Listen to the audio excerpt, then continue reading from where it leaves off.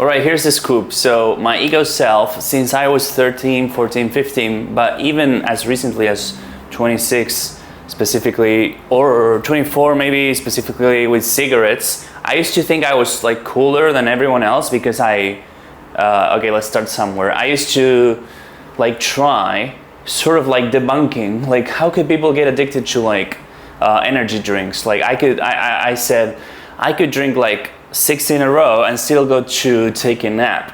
But in my mind, I was like kind of bragging. I don't know what the brag could even be. But as I understand it now, the reason that it wasn't affecting me so that I didn't get addicted is because my nervous system was already so depressed, even at that age, that of course, like you can take stimulants and barely see the effect. It was the same thing with cigarettes. I used to try to smoke them, almost like trying to get addicted to them. I know, stupid. And I was like, this like, it does nothing. Even with weed, maybe. It's like, this is so subtle. Like I need to take hard drugs or anything just to feel a little something, you know?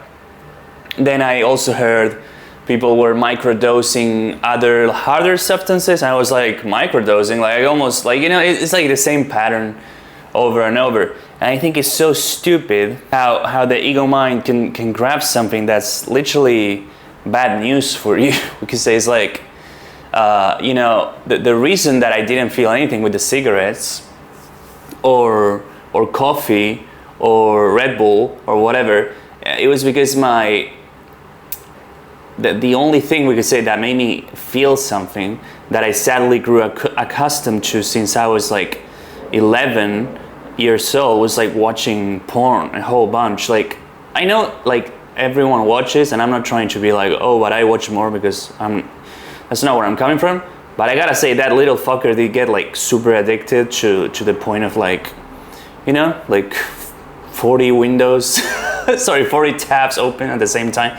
So I already had like depression in the family, in the DNA, and always struggled with like waking up and like was severely depressed at 15, could like barely get out of bed for 3 months, like couldn't move.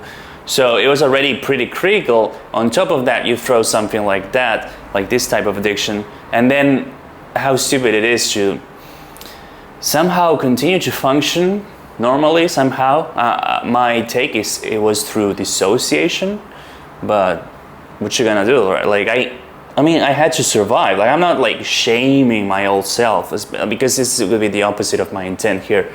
My intent is not to share about myself because like, oh, look at my biography. Like I don't give a shit about my ego. In fact, that old self is dead. I don't really identify with it. So my hope is that if someone through this video ever catches themselves, you know, I posted all these videos that you can see on the tricks that the ego mind pulls on you and that I could never tell. And something as basic as I said on this video, as like not even being able to tell what my body wanted to do because I was so disconnected from it, because I went into like deep dissociative states and depersonalization, almost like identity switching pretty much, because it was so hardcore. So my hope is not to share about it because like it's so like interesting, you know, it's so maybe someone catches themselves like, oh my god, I do the same thing with cigarettes, and maybe if you resonate, then yeah, you stop getting tricked so much by the ego mind. So it's not really like I have a savior complex, but like I just get energy to do this. If I think, even if it doesn't happen, at least I think it could help someone. If it was just like for my biography, it's like I wouldn't write a biography, at least not in this moment. I don't feel like it, you know? So that's where I'm coming from. My nervous system sent me into these super low states, and then the only way to get out of those was to do something really drastic and severe, like when I reach adulthood and I have more freedom. But even before that, to be honest, at 14, 15, I was like putting myself in like dangerous situations. I hesitated there for a moment because I really don't see it as myself. It's like, it was like some evil some evil asshole, because you can simply ask yourself like, why could your own soul put you in dangerous situations, you know, something as simple as that. Or why could you, if the soul is love and unconditional love, then hereby, therefore it should be impossible, right? That's how kind of how I see it now. Like I couldn't put myself at risk now or do something super damaging to me now. I'm 27, I'm about to be 28. So why, like, was that me doing that? It doesn't really resonate if you understand where I'm coming from, but it was happening, that's for sure. I was getting drunk and like passing out on the street, not really on the street, but like, I mean, yeah, I do remember once I was like so drunk that I was like crossing the street like drunk, and my friends from back then, they were like scared almost because I was being like too retarded. Like even like, like I'm not trying to call them retarded, but even in the bubble of mental retardation that was going on, I was taking it too far. That's what I'm saying. So then I guess when I reached 19, 20, I'm like so heavily depressed. I look younger now, weirdly enough. Like I could get you a photograph because I'm not trying to lie on purpose. I've deleted most photographs. Maybe I'll find someone at some point. But I do remember one selfie that I sent to my girlfriend. She was from Brazil back then. I was going to the gym and I just looked dead, you know? And it makes sense, you know? The only thing that could make me feel something or alive, even if it was for a second or a minute, was lust. It wasn't even having sex or making love to my girlfriend. It was like the lust of doing it. So even as it was happening, I was more inside my mind or anything, trying to extract dopamine through further fantasies and fetishes. You know, I just like, rock bottom doesn't even begin to cut it. So that was the only thing that made me feel something. I could tell easily that I thought about like sex and lust like all day, you know. Then if I wanted to do something creative for my own personal projects and businesses, I could take like 3 days to recover just from recording like a single video or you know, I got so moody and angry in the process of editing it, and anything that went wrong just sent me spiraling because I was always thinking I need to escape this, let's call it work, right?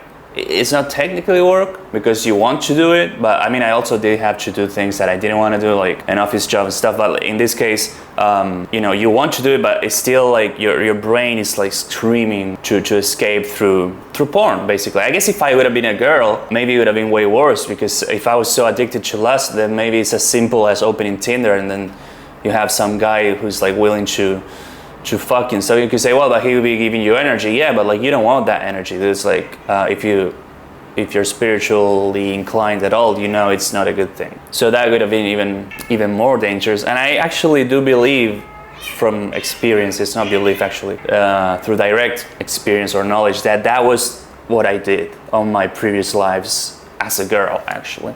So I'm now like trying to transition the other polarity, and it is hard, but at least I'm doing better now. It's not like, oh, I'm beaming all the time, but it's like I can do normal things. So my ego, it told me, like with cigarettes, it was like, these other people must be smoking it just to look cool, because this seriously does nothing. And to an extent, it was true. It was like I didn't feel anything from it because I was used to this super like way higher. And now, weirdly, I can smoke cigarettes and feel it, feel what they feel probably, like it's soothing and it's dopaminic and all that. And I can see why people get addicted to it now. But back then I couldn't, and my ego was being like, using it as some sort of superiority point, social credit winning thing, when in fact it meant the opposite, you know? In his mind or her mind, however you want to see the ego, it's sort of the fact that I didn't get addicted to energy drinks or barely felt the effect of it. Same thing for cigarettes. It meant that I was more powerful, to put it somehow. I mean, he didn't verbalize it like this, but that's what was happening, I think. But you see, it was an exact example of being weaker, not more powerful, clearly. But he was convincing me effortlessly that it was because I was more powerful. So I think that's it for this one, to be honest.